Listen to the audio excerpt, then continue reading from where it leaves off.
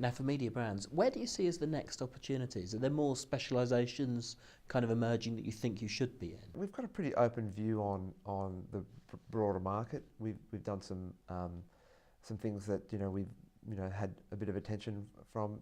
Probably most recently when we brought Airborne, our creative agency, into the group, there were lots of comments.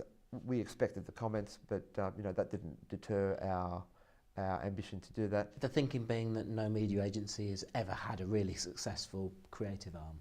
That wasn't the reason why we went into that space. It was really more, we just saw that we had a lot of clients who were looking for that service and looking for the simplicity of having that service built into the other services that we provide for them. And we felt compelled to make a play at that, and I'm really glad we did. It's a fantastic business, producing fantastic work and winning creative assignments in its own right for clients like Lego, for clients like George Jensen. We support a number of media organisations with their creative needs, and and it services our own creative needs for media brands as its own business, which is a great capability to have within the group.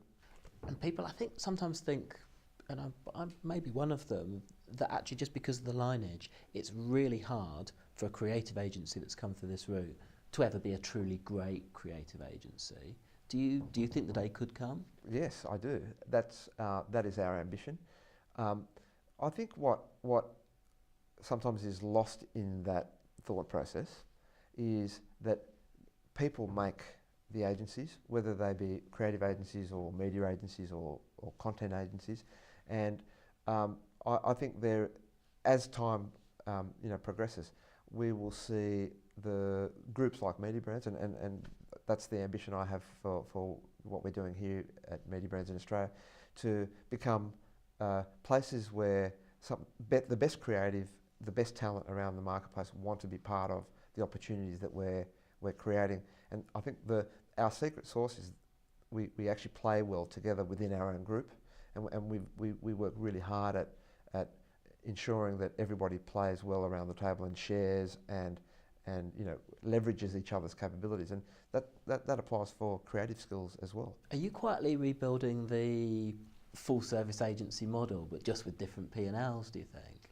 Well, I've been asked that question a couple of times. I actually don't really believe that what we once knew as full service can be recreated.